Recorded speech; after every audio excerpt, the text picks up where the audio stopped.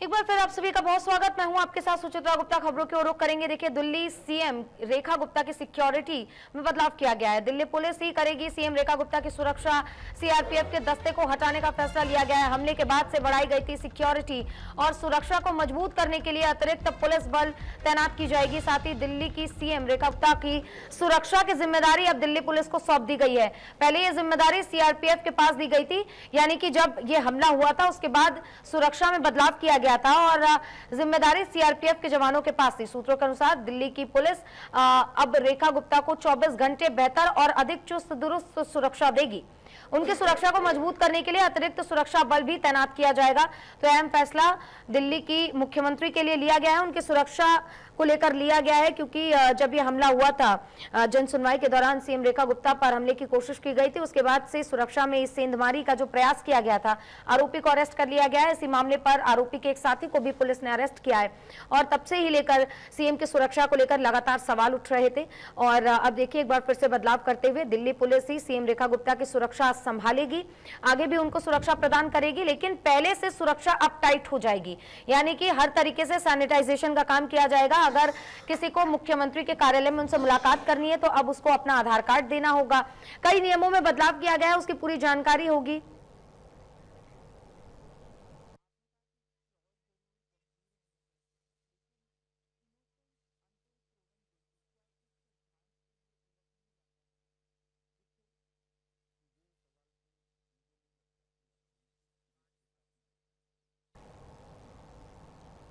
तो देखिए, सीएम रेखा गुप्ता की सुरक्षा में ये जो लगातार बदलाव किए जा रहे हैं, इसको लेकर क्या कुछ तमाम अपडेट है। हमारे सहयोगी अली शरण हमारे साथ जुड़ गए, उनका रुख करेंगे, उन्हीं से बात करेंगे। अली, एक नया अपडेट सामने आता है जहां दिल्ली पुलिस के हाथ में ही अब दिल्ली की सीएम रेखा गुप्ता की कमान है, उनकी सुरक्षा की कमान है। क्या लगता है आगे क्या कुछ अपडेट इसमें निकल कर और सामने आ रहा है?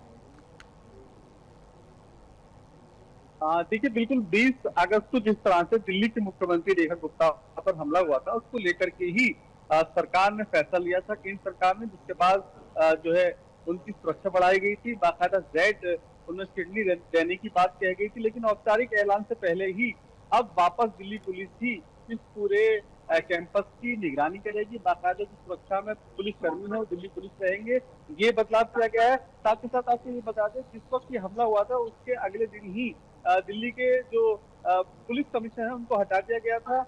सुरक्षा में चूक के मद्देनजर ही बात मानी जा रही थी, लेकिन अब जिस तरह से नए पुलिस कमिश्नर ने ज्वाइन किया है और अब जिस तरह से दिल्ली की मुख्यमंत्री रेखा गुप्ता पे विश्वास दिलाते हुए कहा है कि पूरी तरह से सुरक्षा में चौबंद रहेगी, किस तरह की समस्या नहीं आएगी। साथ के साथ ये भी आपको बता दें कि अब जो दिल्ली की मुख्यमंत्री है रेखा गुप्ता, उनसे मिलना बेहद अब सख्त हो जाएगा, क्योंकि अगर आईडी नहीं है तो कोई व्यक्ति उनसे नहीं मिल पाएगा। पहले जनता दरबार में वो सबसे अक्सर मिल लिया करती थी, लेकिन अगर किसी के पास अब आइडेंटिटी प्रूफ नहीं है और संदिग्ध व्यक्ति है कोई, तो अब उससे मुलाकात वो अब मुख्यमंत्री से मुलाकात नहीं कर पाएगा। बिल्कुल जाहिर सी बात है अली, जब ये पूरा मामला सामने आया था तो कहीं ना कहीं कई सवाल भी उठ रहे थे कि सुरक्षा में जब इतने पुलिसकर्मी तैनात है तो फिर कैसे सेंधमारी हो गई, कैसे कोई युवक इतने पास पहुंच गया।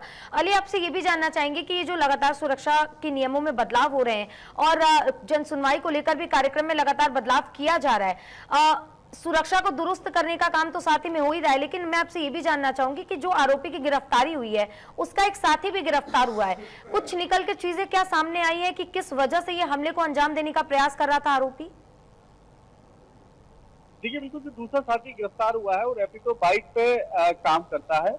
15,000 रुपए उसकी सैलरी है, लेकिन वो अक्सर उसी इलाके में चलता था। उसके साथियों ने उसे पैसे देकर के इस काम के लिए एग्री किया था। उसने बाकायदा रैकिंग की थी। रैकिंग के बाद ही जो जिस शख्स ने दिल्ली की मुख्यमंत्री रेखा गुप्ता पर हमला किया था, वो शख्स अंदर तक पहुंच पाया था।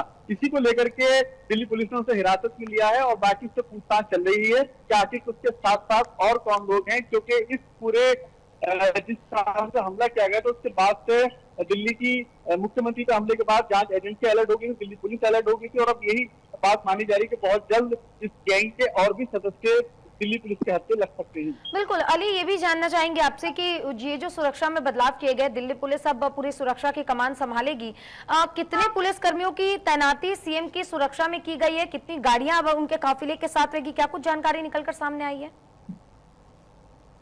देखिए, प्राथमिक जानकारी के अनुसार अब दिल्ली पुलिस की 5 स्क्वाड कारें अब दिल्ली के सीएम के काफिले में रहेंगी। साथ के साथ जो उनके आवास के बाहर की सुरक्षा थी वो बढ़ा करके 3 गुना कर दी गई है। यानी कि अब अगर जन सुनवाई के दौरान जो जनता दरबार लगता है उसमें जो भी फरियादी आते हैं उनके बैठने के साथ साथ, जैसे कि और राज्यों में होता है, खासकर उत्तर प्रदेश में जो मुख्यमंत्री योगी आदित्यनाथ से जन सुनवाई के दौरान लोग मिलते हैं तो उनके पीछे बाकायदा सुरक्षा कर्मी खड़े रहते हैं। तो इस तरह की व्यवस्था अब कर दी गई है, क्योंकि जिस तरह से हमला किया गया था वो हमला बहुत ही निंदनीय हमला था। उसी के मद्देनजर ये केंद्र सरकार ने फैसला लेते हुए ही दिल्ली पुलिस के आर्थिक जवान बढ़ाए गए हैं। साथ के साथ इसमें सीआईएसएफ के जो जवान हैं वो भी बाहर तैनात रहेंगे गेट पर। लेकिन जो जेड और जेड प्लस की चिमनी देने की बात कही गई थी वो केंद्र सरकार ने वापस ले ली है।